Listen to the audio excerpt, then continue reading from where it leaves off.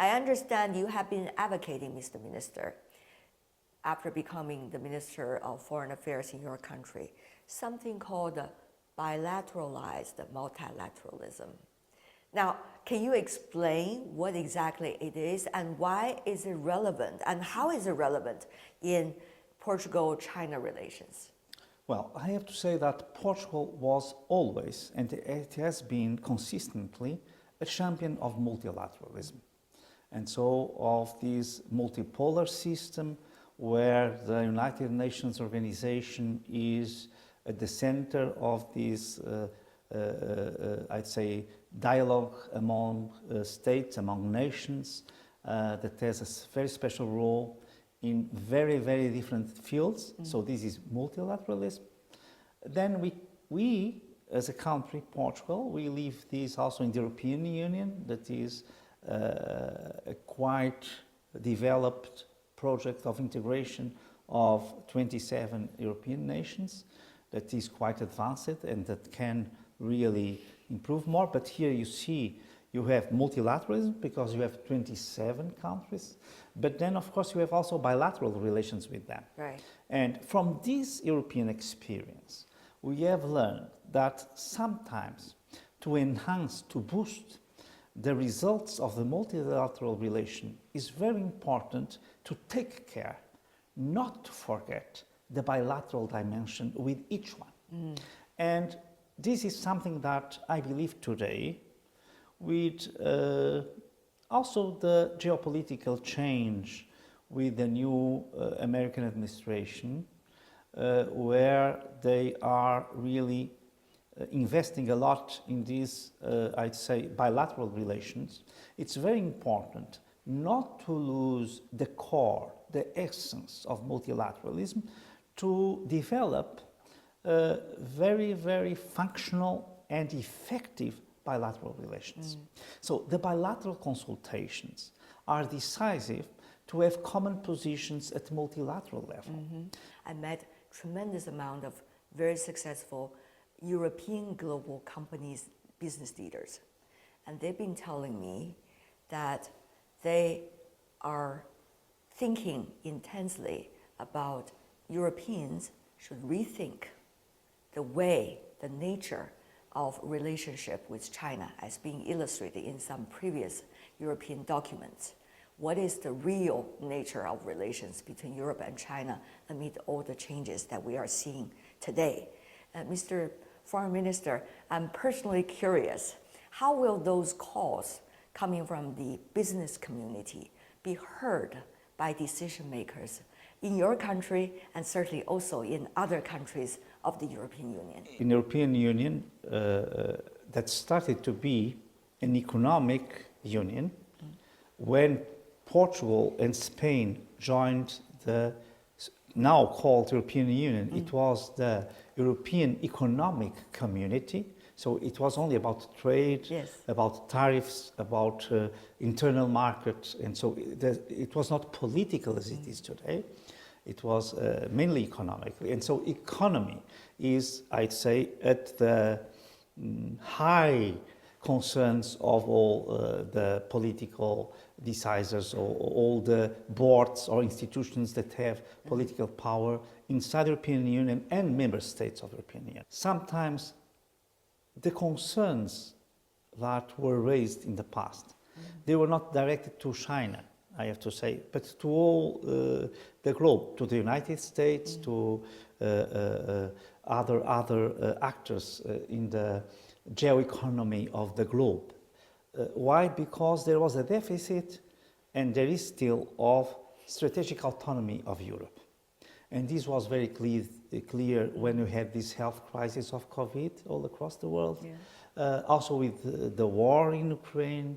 So these kind of events have shown that we needed to have a bit more autonomy. So to, I'd say, to have food security, to have energy autonomy. So we were very vulnerable and very dependent because we were very open. So, but the idea is not to close, and is not, in any case, targeting a country or another. Quite the contrary. The idea is to make our economy and our supply chains more consistent in order that the strategic autonomy is granted. And I think this objective is not at all incompatible with these concerns of these economic leaders that you met. So 2043. do you see this is fundamental change in cross-Atlantic relationship, or it is a hiccup in a overall stable situation in retrospect? I think it's I wouldn't say that it's a fundamental change. For instance, I'm going to give you an example that I think that is quite, I'd say, reasonable. United States, and not only this administration, were pushing for the defense autonomy of Europe, saying that Europe should take care of its own defense because you have the resources to do it. We totally agree with this stance of the United States. They are right. European Union is, when you look at all the world, a rich bloc, has all the capacity to pay the expenses for its own defense, for its own strategic autonomy. And so this... But defense is the nature of this alliance across Atlantic, isn't it? Yes, also NATO, but we are not, Portugal is a founder of NATO. And of course, as I said, first, this is very important, but it's very important to balance the weight of the different actors. And that's what not only President Trump, President Obama, President Biden, even before President Bush's son, they were asking this to Europe. So it was President Obama that targeted the first ceiling, saying, here you have to spend more because you have to take care of your own. Only to say that sometimes people think that, this is something that is changing the relationship. No, this is something that probably was, I'd say, very, very important to rebalance the relation.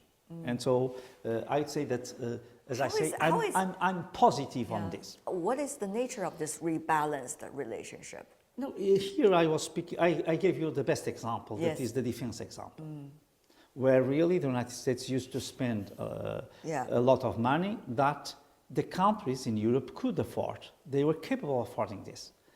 So to create this balance is I'd say, is fair. It's not an unfair appeal, an unfair request from the United States. It is only to say that sometimes people think, the relation is in a very bad shape. It's not. All Europeans acknowledge that in this critique that comes, as I say, from different administrations, not only this one, the United States were right in pointing out this. So we acknowledge that they were right. So we have to do our own effort. Only to say, so this is a complex matter. It's not so easy, and it's not really so easy to say, things are in bad shape and things are going to change fundamentally to the future. I don't believe that that is the case, even if I think that naturally some adjustments we have to do it, and we are ready to do it. Yes, and by the way, the cultural exchanges between China and Portugal has been long celebrated.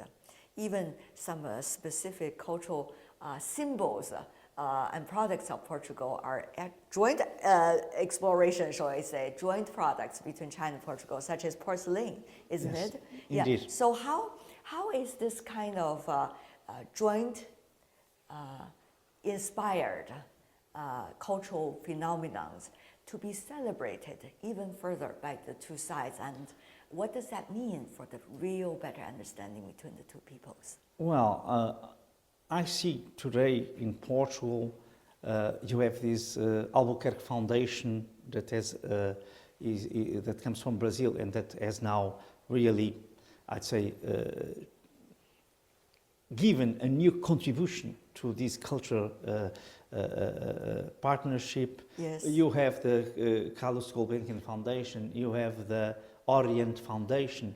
All of them are very important to this cultural exchange of different products, also of cultural traditions, but you know that is something, in the case of Portugal, speaking only about our country, that is very important. Normally, when we speak about our bilateral relations in cultural terms and economic terms, we only speak about the big investments, the big enterprises, the big actors. But there is a very, very relevant Chinese community in Portugal. Of small merchants with their own small business. And they have a characteristic that other foreign communities don't have in Portugal. They are spread all across the territory. So in a small village, in a small town, everybody knows a Chinese family. Everybody knows the kids that go to school. And this brought also a close connection. Yeah. Not only with the people, because of course it's very easy to do that, so in human terms, but also a cultural connection. And this is a kind of capillary work that is not seen, but it is very important. And this is really something that is very active, I think, also to China. That this community is so well integrated and is so present all across the Portuguese territory. They are very, very good ambassadors of your culture, of your economy, of your traditions, and also of this will of peace and harmony that is so, I'd say, present in Chinese culture. Mr. Minister, I'm sure you know this much better than I do. Hundreds of years ago, when Chinese traveling to Portugal, or the Chinese porcelain travel to Portugal, it has been combined with the Portuguese unique technique, and eventually there is something very unique and celebrated called Portuguese blue, which is Chinese white and blue porcelain, but now with a more Portuguese input. So that was the symbol of the history. And now when you say the Chinese households or Chinese Portuguese in every town, that's really the symbol of today, isn't it? Yes, indeed. I have to say that this is really something that we should be proud of. How two so different cultures were capable of having this connection, respecting the differences, but at the same time crossing their experiences. And you know, something that is a bit metaphoric, but it is really rather interesting, is that when you speak about blue and white, or white and blue, the blue is the color of the ocean, of the seas. And it is the ocean that really connects Portugal to China, because it is by boat that we started to know each other better and better. And in a certain way to, I'd say, dissipate the legends and start the reality. This was through the sea, through the ocean, and we have this heritage that is white and blue in porcelain. So blue like the sea, blue like the sky.